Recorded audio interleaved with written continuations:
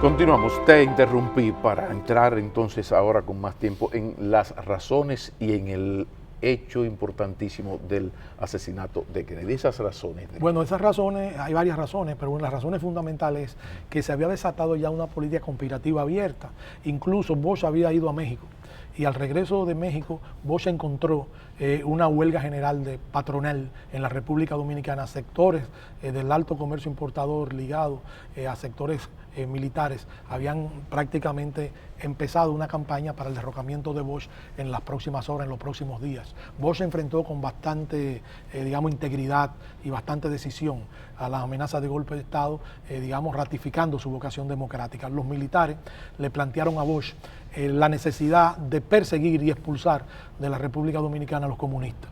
Para los militares tenían una lista, un listado de comunistas. Bush se negó totalmente. Bush dijo que mientras él gobernara en la República Dominicana no perecería la libertad. Y lo cumplió hasta el último momento de su gestión de gobierno. No se iba a convertir en un agente represor, sobre todo porque la democracia es la convivencia de las diferentes corrientes ideológicas y políticas en un clima de respeto.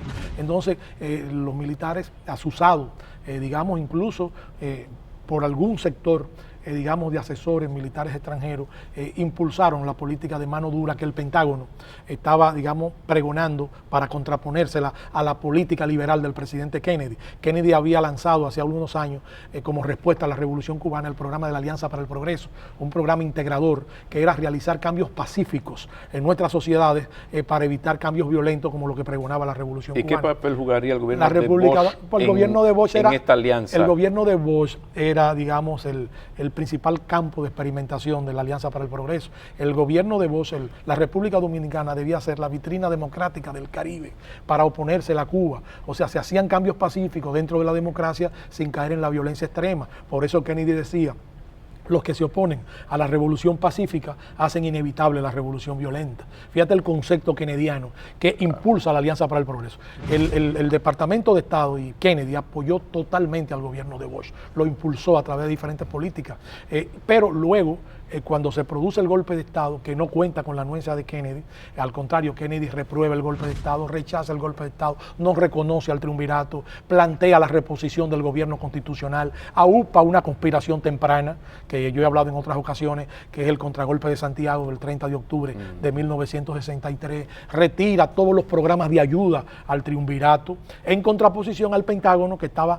porque en Estados Unidos, para los amigos televidentes, hay una contradicción mortal entre los militaristas, los guerreristas del Pentágono y los liberales del Departamento de Estado.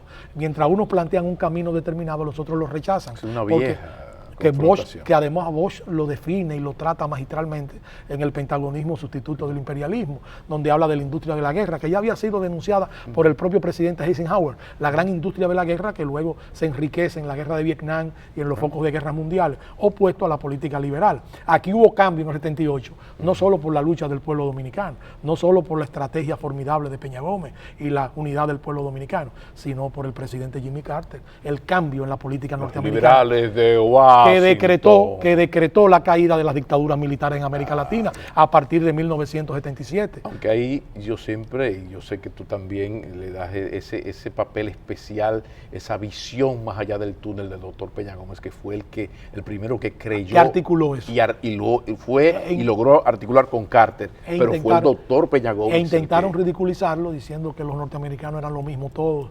Y él decía, no, hay tonalidades. Y en esas tonalidades hay estrategia. El pueblo norteamericano se opuso a la guerra de Vietnam. Soldados veteranos lanzaban sus medallas como una vergüenza de haberlo obtenido en la guerra contra el pueblo de Vietnam. Entonces, toda esa política norteamericana que mucha gente no entiende ni comprende porque no le da seguimiento, es lo que determina cambios en un momento determinado y, por supuesto, retrocesos en otros, porque después de Carter vino un retroceso con Reagan, entonces vino la política de nuevo de apoyo a la dictadura militar, el péndulo político de la vida y la influencia. Entonces, en el gobierno de Bush fue víctima de ese proceso. Entonces, la muerte de Kennedy, el 22 de noviembre en Texas, cambió totalmente el destino, histórico de la lucha del pueblo dominicano, porque la nueva administración encabezada por Johnson varió la política de apoyo a la dictadura militar o al gobierno del triunvirato, que era un gobierno civil, pero que fue el que sucedió al gobierno de Bush. Entonces, en ese momento, Johnson, Kennedy se había negado a reconocer al gobierno del triunvirato, Johnson reconoce Claro. al triunvirato,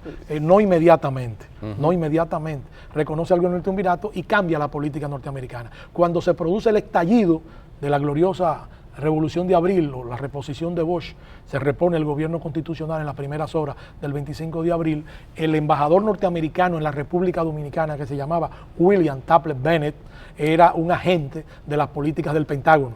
Entonces elabora una serie de informes falsos que fueron desmontados posteriormente, en la que dice que la Revolución Dominicana había caído en manos del comunismo, que eran los comunistas los que dirigían, que había otra Cuba, y entonces Johnson rápidamente interviene en la República Dominicana con una grosera intervención de 42.000 marines y detiene el retorno a la democracia con el profesor Juan Bosch y la Constitución del 63. Pero oye la cosa de la vida, fue tanta las toneladas de mentiras que se dijeron para justificar la intervención militar del 28 de abril de 1965, que se desata un gran movimiento en los Estados Unidos, e incluso de los periodistas norteamericanos, sobre todo el New York Times, periódico de mayor prestigio, ¿no?, en la vida, digamos, de orientación política norteamericana, en la que demuestran que ni había caído en manos comunistas, ni era comunista la revolución. La famosa lista de los 48. De los 48, sí, después la ampliaron a 52. El caso es que finalmente Johnson se da cuenta, entre comillas, que ha metido la pata en Santo Domingo, presionado por el ala liberal,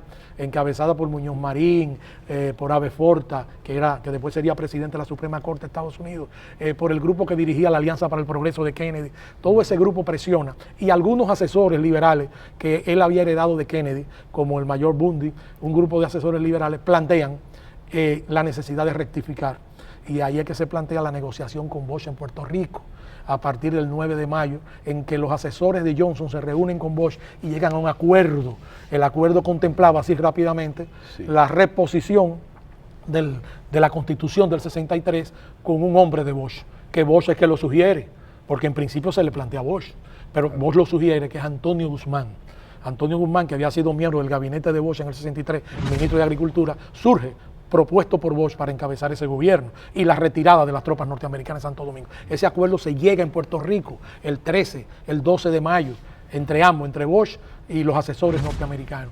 Y luego eligen a Fernández Domínguez, al coronel Rafael Tomás Fernández Domínguez, gran líder del movimiento constitucionalista, el líder del movimiento constitucionalista, que por un azar lo sorprende la revolución fuera del país, cuando él debió ser el líder aquí en la República Dominicana, y por un azar termina Camaño dirigiendo, otro gran patriota, la Revolución Dominicana. Entonces deciden mandar a Fernández Domínguez para que selle los acuerdos en la República Dominicana con Camaño, porque Camaño no había participado. Y entonces el azar vuelve a intervenir.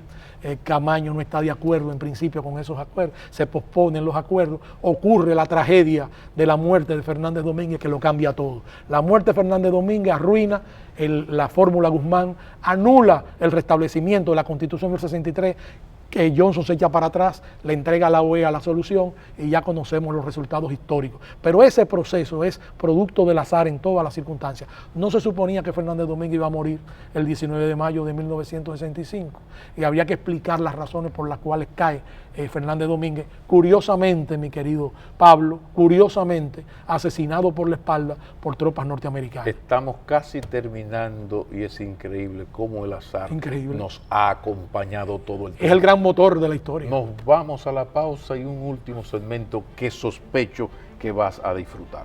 Vamos a ver.